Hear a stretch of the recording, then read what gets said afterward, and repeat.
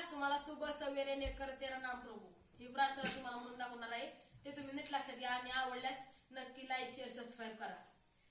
सुबह सवेरे लेकर तेरा नाम प्रभू